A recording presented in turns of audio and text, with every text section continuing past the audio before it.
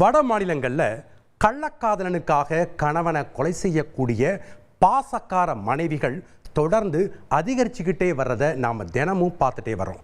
அப்படி ஒரு அசாத்திய கொலைகாரியோட அதிர வைக்கும் கிரைம் ஹிஸ்டரி இது.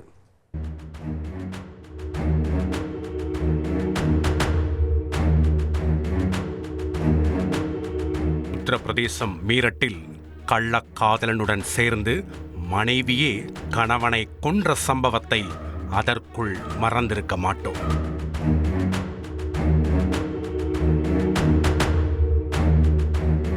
ட்ரம்முக்குள் கணவனுக்கு சமாதி கட்டிய அந்த கோரத்தின் பரபரப்பு அடங்குவதற்குள் மீண்டும் ஊபியில் நடந்திருக்கிறது ஒரு படுகொலை.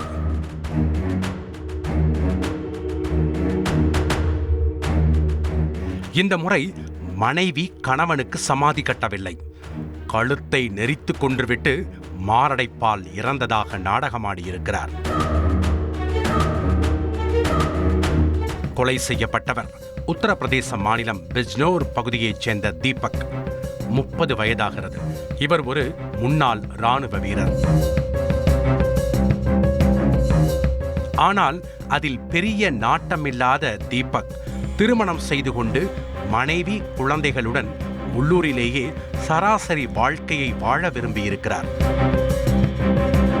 இதற்காக இராணுவ பணியில் இருந்து விருப்ப ஓய்வு பெற்று சொந்த ஊருக்கு திரும்பிய தீபக் சமீபத்தில் ரயில்வேயில் டெக்னீஷியனாக வேலைக்கு சேர்ந்திருக்கிறார். அதன் பிறகு கடந்த ஆண்டுதான் தனது பள்ளி பருவ காதலியான ஷிவானியை திருமணம் செய்திருக்கிறார் தீபக். இந்த தம்பதிக்கு தற்போது 4 மாத ஆண் குழந்தை உள்ளது. சமீபத்தில் தான் ஆதர்ஷ் நகரில் உள்ள ஒரு வாடகை வீட்டில் குடும்பத்துடன் குடியேறியிருக்கிறார். இந்த நிலையில்தான் கடந்த ஏப்ரல் 4ஆம் தேதி அன்று ராம நவமியை முன்னிட்டு தீபக் வீட்டிலேயே சிறப்பு பூஜை செய்ததாக தெரிகிறது. அப்போது தீபக் நெஞ்சை பிடித்துக் கொண்டு மயங்கி விழுந்ததாக அவருடைய மனைவி அலறி அடித்துக் கொண்டு அக்கம் பக்கத்தினரை வரவழைத்திருக்கிறார். அவர்கள் பேச்சு மூச்சின்றி கிடந்த தீபக்கை மீட்டு மருத்துவமனையில் சேர்த்துள்ளனர். ஆனால் அவர் ஏற்கனவே இறந்துவிட்டதாக மருத்துவர்கள் கையை விரித்திருக்கிறார்கள். தீபக்கின் இந்த திடீர் நெஞ்சு வலியில் உறவினர்களுக்கு நம்பிக்கை இல்லை. தீபக் ஒரு இளம் வயது இராணுவ வீரர், நல்ல திடகாத்திரமானவர், உடலில் எந்த பிரச்சனையும் இல்லாதவர். பிறகு எப்படி மாரடைப்பு ஏற்பட்டிருக்க முடியும் என சந்தேகித்தவர்கள் போலீசில் புகார் கொடுத்திருக்கிறார்கள். புகாரின் பேரில் வழக்கு பதிவு செய்த போலீசார் தீபக்கின் சடலத்தை மீட்டு உடற்கூறாய்வுக்கு அனுப்பி வைத்து மனைவி ஷிவானியிடம் விசாரித்திருக்கிறார்கள். பூஜை செய்யும் போது திடீரென மாரடைப்பு ஏற்பட்டு மயங்கி விழுந்த கதையை திரும்ப திரும்ப சொல்லியிருக்கிறார் ஷிவானி. ஆனால் அடுத்த 2 நாட்களில் வெளிவந்த உடற்கூறாய்வு அறிக்கை ஷிவானியின் வாக்குமூலத்தை பொய்யாக்கியது. தீபக் கழுத்தை நெரித்து கொலை செய்யப்பட்டிருக்கிறார் என போஸ்ட்மார்டம் ரிப்போர்ட் உறுதிப்படுத்தியுள்ளது. மேலும் அவரது வலது பக்க கழுத்தில் அதிக அழுத்தம் கொடுத்திருப்பதாகவும் கூறப்படுகிறது. அதை வைத்து போலீசார் நடந்திருப்பது கொலை என்றும் அதை செய்தது ஷிவானி தான் என்றும் உறுதி செய்தனர். காரணம், ஷிவானியின் ஒரு இடது கை பழக்கமுடையவர்.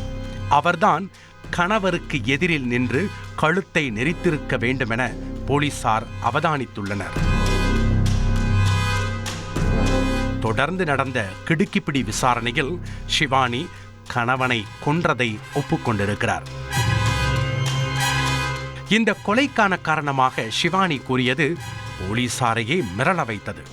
ஷிவானியும் தீபக்கும் பள்ளி பருவத்தில் இருந்தே காதலித்து வந்திருக்கிறார்கள்.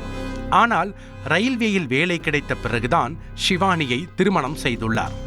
ஆனால் ஷிவானியால் தீபக்கின் குடும்பத்துடன் சேர்ந்து வாழ முடியவில்லை.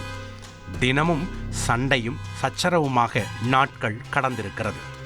இதனால் தனி குடித்தனம் செல்ல தீபக்கை கட்டாயப்படுத்தியிருக்கிறார் ஷிவானி. ஆரம்பத்தில் முரண்டு பிடித்த தீபக் பின் மனைவிக்காக தனி குடித்தனத்திற்கு சம்மதித்திருக்கிறார். அதன்படி கடந்த சில மாதங்களாக இருவரும் ஆதர்ஷ் நகரில் வீடெடுத்து கணவன், மனைவி, குழந்தை என சந்தோஷமாக வாழ்ந்து வந்துள்ளனர். இந்த தனி குடித்தனம் ஐடியா எல்லாம் தீபக்கோடு சேர்ந்து வாழ அல்ல, அவரின் கதையை முடிக்க ஷிவானி போட்ட மாஸ்டர் பிளான். காரணம், ஷிவானிக்கு வேறு ஒரு நபருடன் பழக்கம் இருந்துள்ளது. அந்த நபருடன் சேர்ந்து வாழ தீபக்கை கொல்ல நினைத்திருக்கிறார். மேலும் தீபக்கை கொன்றுவிட்டால் அவரின் ரயில்வே வேலை மனைவியான தனக்கு கிடைக்கும் என்ற ஆசையில் காதலனோடு சேர்ந்து சதித்திட்டம் தீட்டியிருக்கிறார் இந்த பாசக்கார மனைவி. அதன்படி சம்பவத்தன்று அக்கம்பக்க வீட்டுக்காரர்கள் ராம நவமி என்பதால் கோவிலுக்கு சென்றிருக்கிறார்கள். இதனை சாதகமாக பயன்படுத்தி கொண்ட ஷிவானி காலை உணவில் 4 மயக்க மாத்திரைகளை கலந்து கணவனுக்கு கொடுத்துள்ளார். அதை சாப்பிட்டவுடன் மயங்கி விழுந்த தீபக்கை கழுத்தை நெரித்து கொடூரமாக கொலை செய்திருக்கிறார் ஷிவானி. பின் கொலையை மறைக்க மாரடைப்பு நாடகமாடியது விசாரணையில் தெரிய வந்திருக்கிறது. இந்த சம்பவம் தொடர்பாக கொலை வழக்கு பதிவு செய்த போலீசார் ஷிவானியை கைது செய்து நீதிமன்றத்தில் ஆஜர்படுத்தி சிறையில் அடைத்தனர்.